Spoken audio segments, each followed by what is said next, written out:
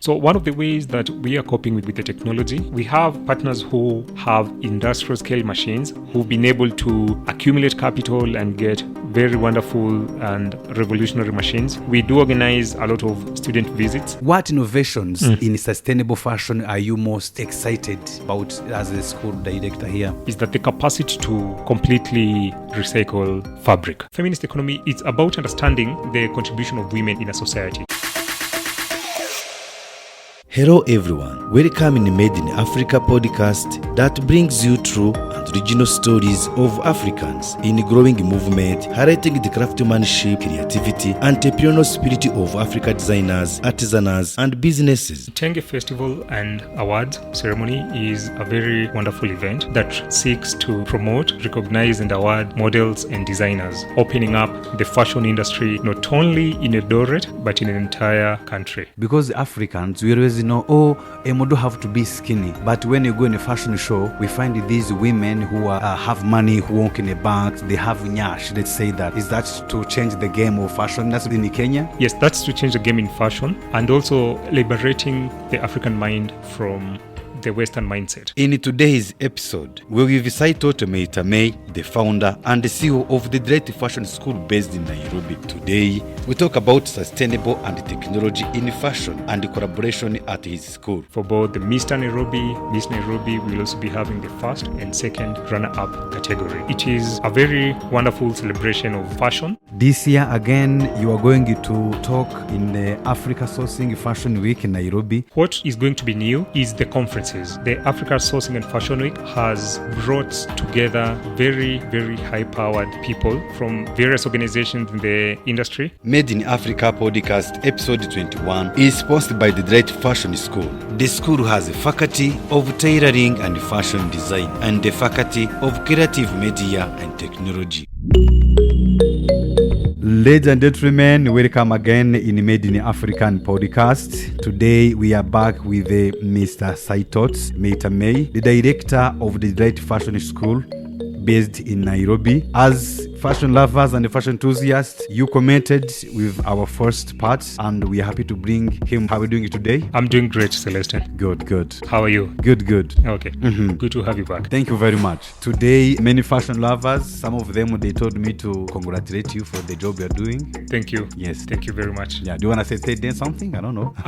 We also wish to thank them for the support because the industry has been extremely supportive and we're very grateful for all the support that we are getting, including also from organizations like yours, Celestine. I'm sure the industry can only get better. Oh, thank you very much. So this question back to sustainability. What innovations in sustainable fashion are you most excited? Okay. There are so many innovations. Of course, at school, you may interest you with all of them, but you can mention some more starting from the event we had last time about recycling. And so what is the innovation I'm most excited about as a school director here? Okay. What innovation that we're most excited about at the school at the school here is that the capacity to completely recycle fabric, because textile is a very wasteful process, because you buy 6 yards of fabric and you end up using say 5.5, and then the other you just have to eventually to get loose of it.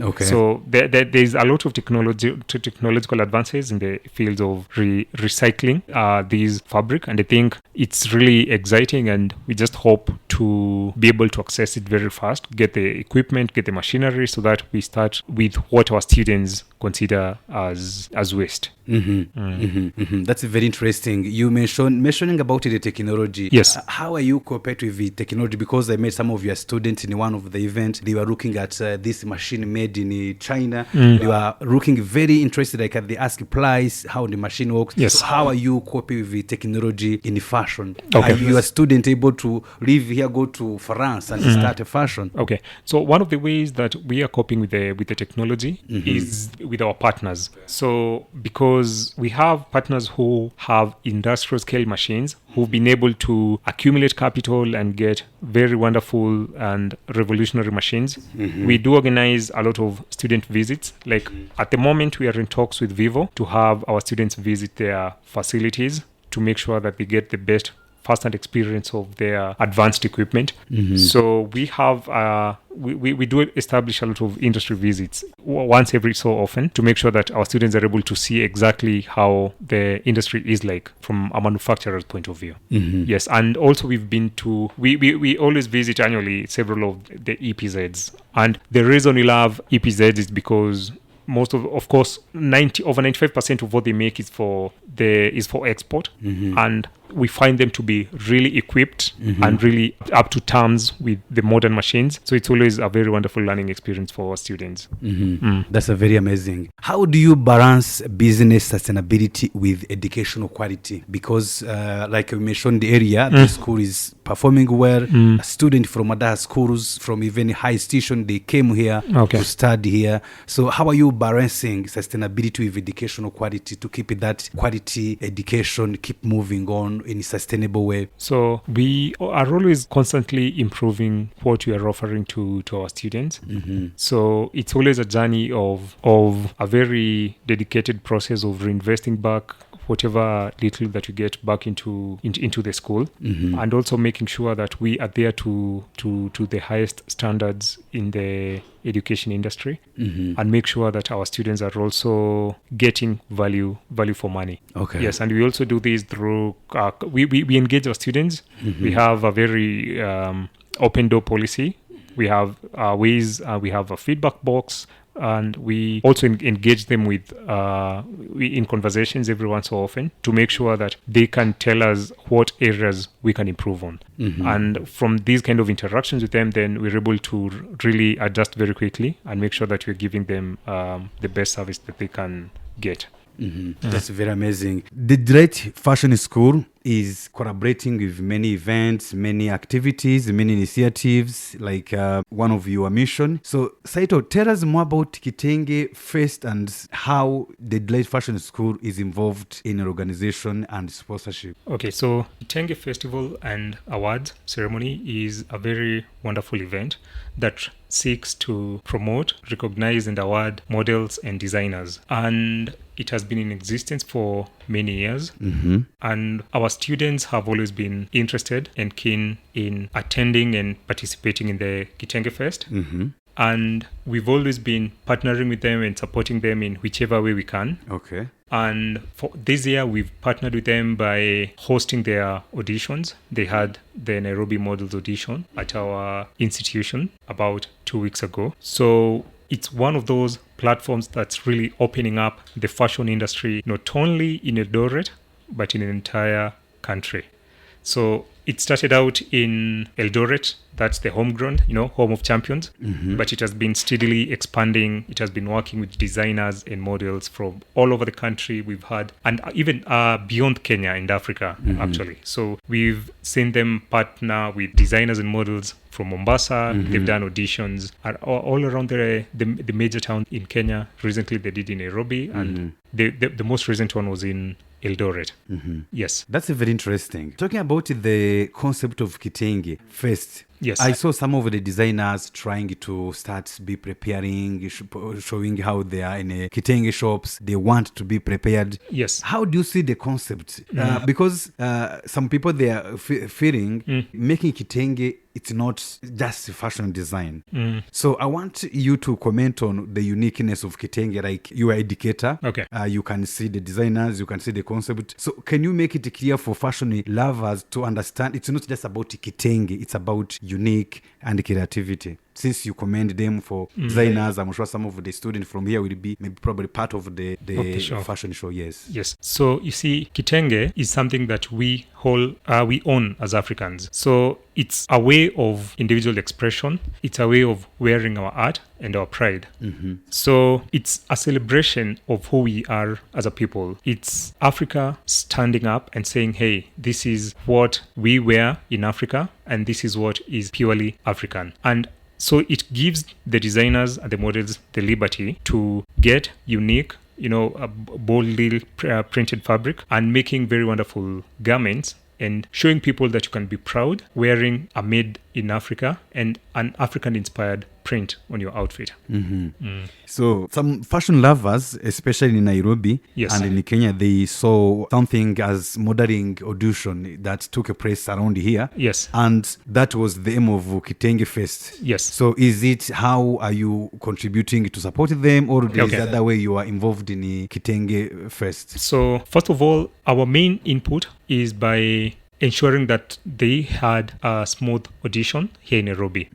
And part of it was hosting them here at our school, making sure that they have all the facilities they need, making sure that they're able to take the content. We've also been partnering with them in raising publicity and sensitization of the very wonderful Kitenge Fest. So that's one of the key ways that we've been working with them. Okay. In other ways, we've also been taking our students to attend the show. So we take them here from Nairobi, go all the way to Eldoret at Rupas Mall.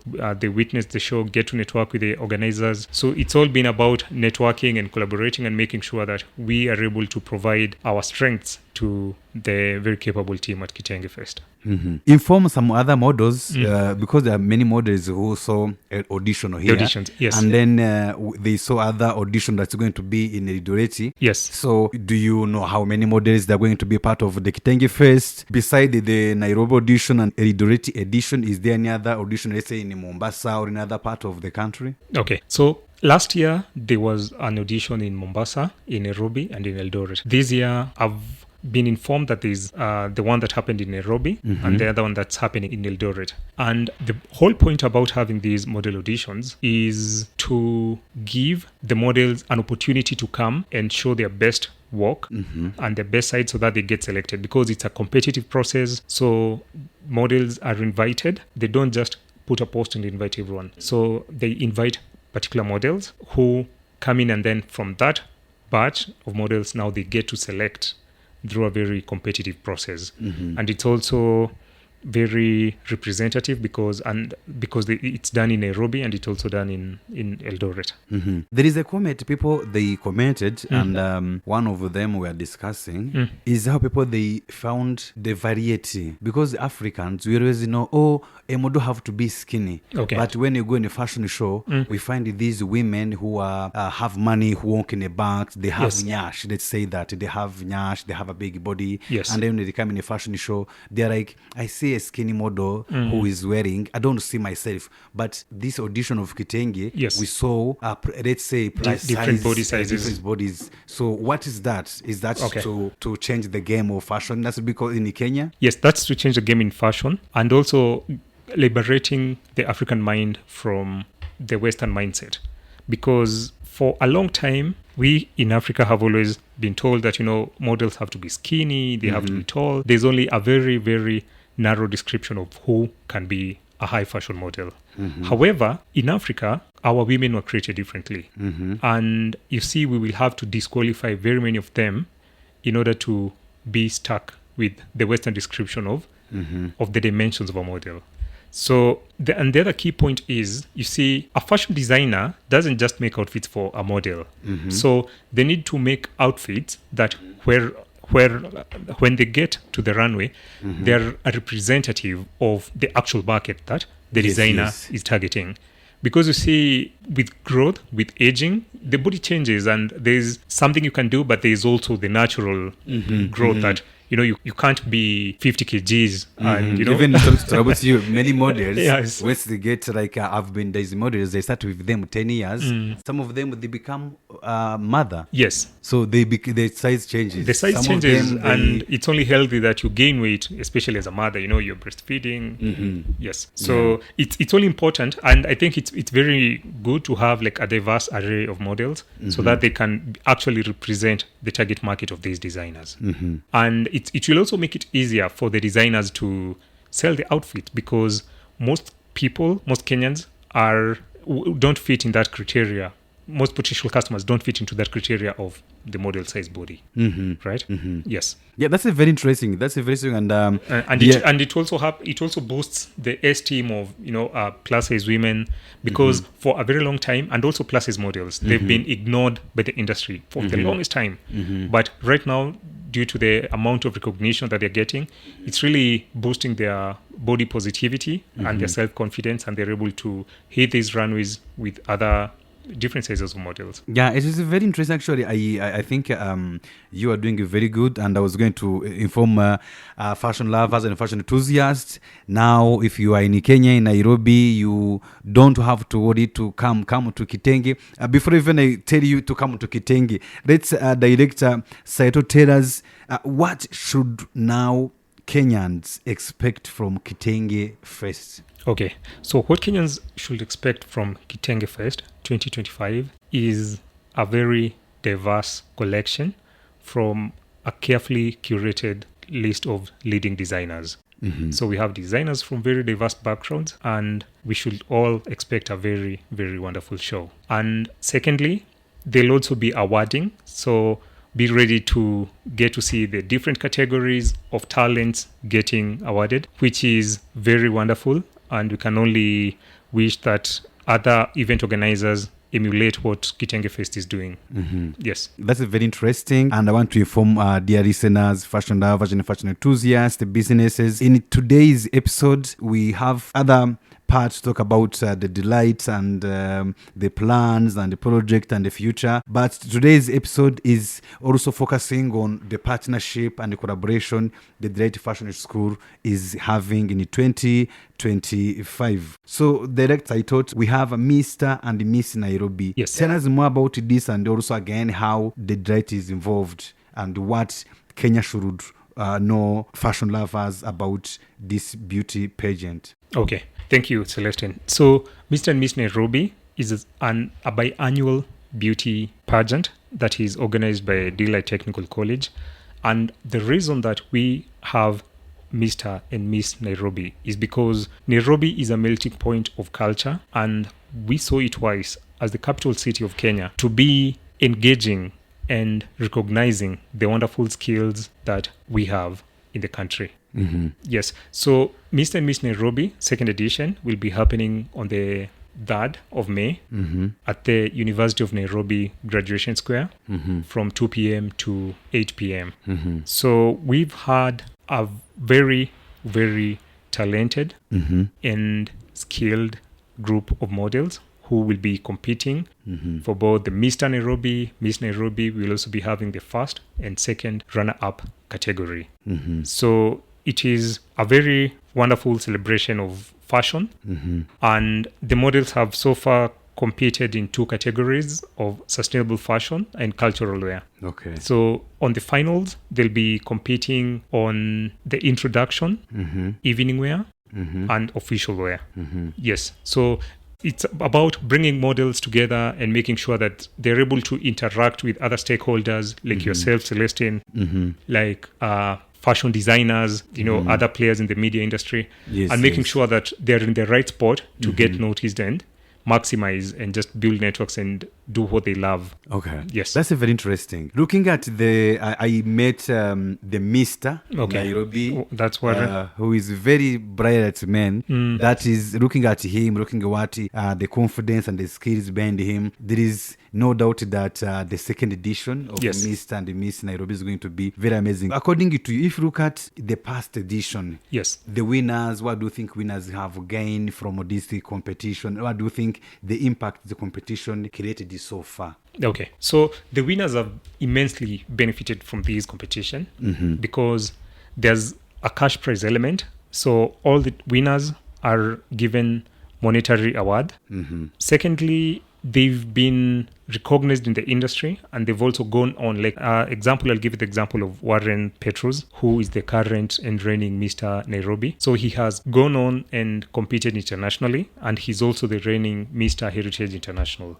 So you see, this is like, it's now global, and from the training, from the networks he got at Delight, he was able to compete, and we supported him to the match we could, and he went to Thailand and brought the international crown here in Kenya. That's very interesting. Yes, and the miss, her name is Befin Ochieng. She also went on and started a modeling academy where she's now nurturing other models, training them and giving them opportunities in the fashion industry. Oh, that's very interesting. So you are saying Kenyans in Nairobi and people, what should expect to this event on this day? And will be the interest fees, some fashion designers who want to be part of it, anyone who want to be part of it, maybe you can tell us what people should expect and how anybody want to be involved can be involved. So it will be a very large event. It will be a very big night because we are having 54 models competing for the top 6 positions. So we've made sure that the event is centrally located, walking distance from D-Light. We could have hosted it at D-Light, but our projections indicate that the number will be huge. So we had to look for a bigger facility. So it will be happening at the opposite to Uhuru Highway. And currently, the tickets are selling at 1,000 shillings. That's a regular ticket, and 1,500 for VIP ticket. Okay. Yes, and we also want to stick to the time. The time has been stipulated and set as 2 p.m. to 8 p.m. So we need to start early and finish early so that everybody can get home and safe. Yes. Okay. Yes, with full realization that it's also a very rainy month. That's a very interesting. Made in Africa podcast episode 21 is sponsored by the Delight Fashion School. The school has a faculty of tailoring and fashion design and a faculty of creative media and technology. This now brings us to ask the question which many fashion lovers, especially African models who listened the first part of the episode and they ask many questions about the modeling at the Delight. Yes. Tell us more the modeling city of Delight and how to be part of it. Okay. Yes. And now the last question I will ask is when you are organizing audition, are you the one who organizing the casting? Do you favor models who are part of the modeling academy or you give a chance to everybody? Okay. So let me tell you something. So you see, Delight Modeling Institute started out of the need to train models to a standard that they can comfortably work with fashion designers. So our institute is very open. And in addition to just doing training in modeling and etiquette, we also do events management and deco. Okay. Yes. So number one, Delight Modeling Institute is a very equal opportunity organization. So whenever we have events, we put out notices like these Mr. and Miss Nairobi. We publicize the notices and everybody who was interested in attending and competing in it applied and they were given a fair chance to apply just like the rest of the models from the institute. So we are always connecting models with opportunities, and whenever there are opportunities coming up, we have WhatsApp groups, we have pages on social media, so we always give out this information to the models. And whenever we have an event that requires judging, we always source for independent judges who remain a secret, so the models don't know them until the day of the event. So we don't have we have no control. So we'll just notify that we'll contact the judges, agree with them, sign the contracts, and have them come during the actual date. So it's a very, very fair process, and we've never had a complaint with the entire process. That's very interesting. So in brief, you are saying it will be also good to join the right modeling city, yes, to be part of the program. Yes. So the reason we run the institute is because we have a lot of stakeholders in the industry who constantly keep on sourcing models from us. Okay. Yes, so we always urge models to consider joining the institute so that they can get first-hand information of these opportunities. However, that doesn't limit models who are not part of Delight to work with us. Because you see, whenever there's an opportunity, we always put out the information, and we also run a competitive process. So it doesn't mean that if you're a student of Delight, then you'll automatically qualify. Your only qualification will be how competent you are as a model. Yes, because we also need to give the best models out so that they can showcase the best of the industry. Okay. Yes. And this year, again, you are going to talk in the Africa Sourcing Fashion Week in Nairobi. Yes. That will be the theme, yes, protecting creativity, safeguarding African designers from design exploitation by big brands. Yes. What should fashion lovers understand about this theme, according to you? Okay, so what fashion designers need to understand is that they're not only competing in Kenya, they are competing globally. And it's important for them to document and protect their work, because we have designers and stylists and fashion houses outside of Africa that are constantly on the prowl, checking out new designs, checking out rethought designs so that they can incorporate them into their designs. So as African designers, we need to know that what we are doing is extremely important. And we need to protect it at the very, very initial stages of design.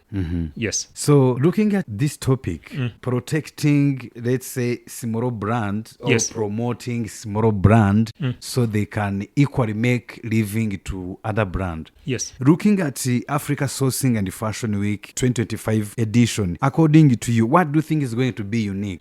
Yeah, you have seen the last one, the last year one. Students from your school have been there. Looking at it, do you think this 2025 is going to be promise event according to you, looking at the speakers, the planned activities, and of course you are part of the speakers? What do you think is going to be new? What is going to be new is the conferences, because the Africa Sourcing and Fashion Week has brought together very, very high-powered people from various organizations in the industry. And if a person can visit their website, that is asfw.nairobi.com.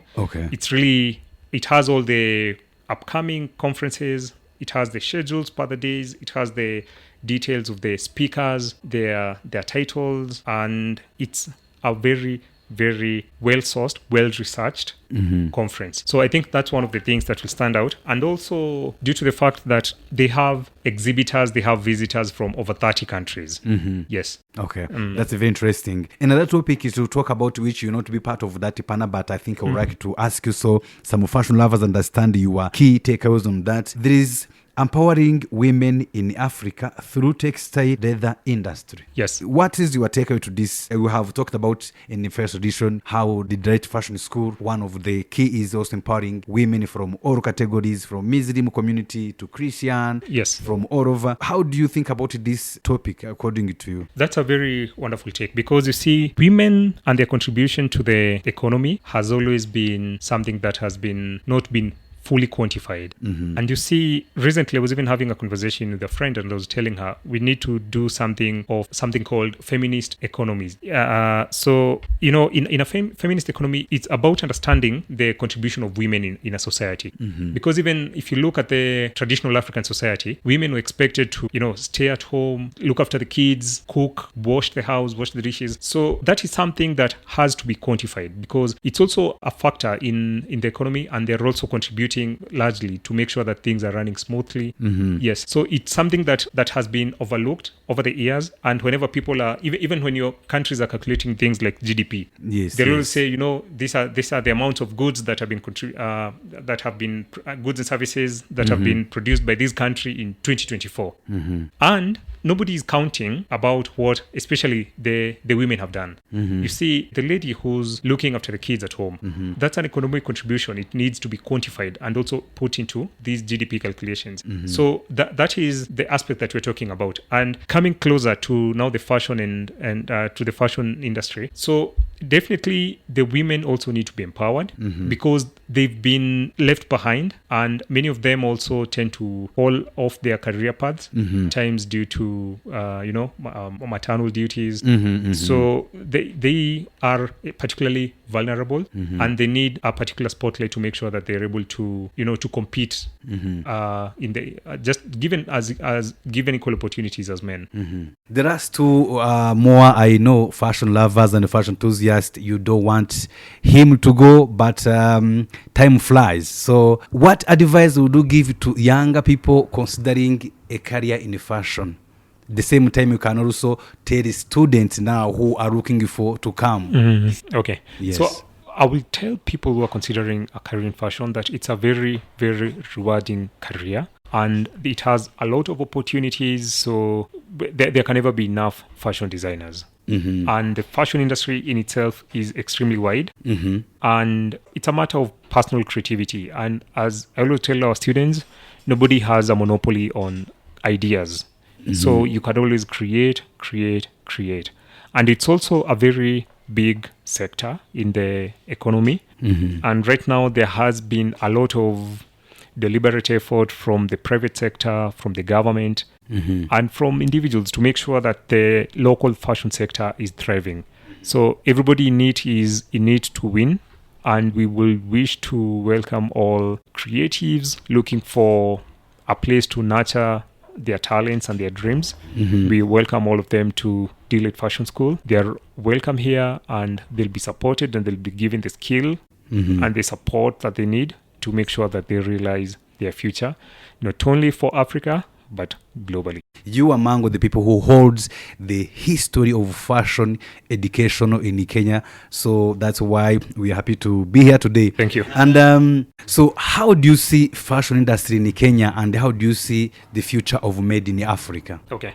The fashion industry in Kenya is a very thriving scene. And over the last 10 years, there has been a lot of exponential growth in the sector. And this has been driven by the emerging of the very youthful clients, and we also have people who want to express themselves through fashion. And so those two have really made the industry to be vibrant, have given employment opportunities to young designers, and we've also seen a lot of local fashion houses and fashion brands pick up really well with the local with the Kenyan and the African market. So, and partly the other reason that the African fashion scene holds a lot of hope is because we have a lot of Africans migrating to West, to the Middle East, to China, and these other places. There are a lot of people moving out of Africa. And these are Africans, and whenever they go out, they still have this connection to the continent, and they always want to order their clothes back from Kenya, back from Africa. So there's a lot of demand for these kind of clothes. Do you have any message for established fashion designers, this big brand you already meet and interact, including Afroema and the other? What message can you tell them in terms of maybe supporting these younger who need internship, for example? And the last question will be, do you have anything you want to tell the government of Kenya in terms of supporting fashion industry in general? Okay, let me begin with the second last one. So I want to tell the established fashion designers and fashion houses, first of all, is to thank them for the support that they've accorded to our school and our graduates over the years. And secondly, is that we as an institution are always open to pursue other areas of mutual interest. So we have students graduating, and this is something that is ongoing. Every year we have a good number of students who are extremely creative, very talented, and very willing to learn and support brands. So we need to work closer to make sure that we provide with them the ready skill force that they need at their fashion houses. Okay. Then for the government, then any message you have for them? Any message for the government? So I would want to urge the government to consider enforcing Made in Kenya Day, especially in public for civil servants. There has been a trend towards wearing a Made in Kenya garment, but I think if we can have a day that's dedicated, that is, an official notice that maybe on Friday you should wear something made in Kenya, then automatically we will be creating employment and developing the fashion industry in the country. That's very interesting. So, dear fashion lovers, fashion enthusiasts, businesses, wherever you are, we want to tell you that we are closer to the end of today's episode. We hope you will have a good time enjoying, listen, and connect with the director, Saitoti from the Liberating Fashion School based here in Kenya. The last, before we end our episode, is there any other plans you want to let fashion lovers understand? Also, if you want to mention the price of Kitenge or any other information you want to inform of these events, so fashion lovers, they can be aware of what is happening in brief as we are wrapping up. So thank you, Celestine. So as we're wrapping up, let me just remind them of the 4 upcoming events. So chronologically, the first one is the Africa Sourcing and Fashion Week, which is happening on 24th to 26th of April 2025 at the Sarit Center. The entry is free, and they'll be having exhibitors from over 30 countries, and very wonderful conferences. And secondly, there's also the Mr. and Miss Nairobi, which will be happening on 3rd of May at the University of Nairobi Central Catering Unit. Thirdly, there's the Kitenge Fest, which is happening on the end of May 31st in the City of Champions, Eldoret City, at Ruper's Mall. So that's also a very wonderful event to attend. So Celestine, those are the 3 upcoming events that I can share with you right now. However, there are various others that are coming up, and I think the listeners should constantly subscribe and follow your channels, because you're also doing a very great job. Much. Thank you. Definitely. Seriously, yes. You're doing a wonderful job, because you're very focused and supportive of the fashion industry. So, and I think the listeners, just by following up your channel, your Instagram, YouTube accounts, they're able to be updated with the latest in the fashion industry. So thank you so much, dear fashion lovers, fashion enthusiasts, fashion businesses. Thank you for being with us in today's podcast, today's episode with Mr. Meitamei Saitoti, director of the Light Fashion School based in Kenya. Mr. So thank you so much for being with us today. Thank you, Celestine. Thank you for visiting us. Thank you, and we hope to see you in the next episode. Okay, thank you, and keep doing the good job that you're doing for the industry as well. Thank you so much. Okay. Cheers. Cheers, bye. Thank you for listening to our episode. See you next time with your host, Celestina Wirema.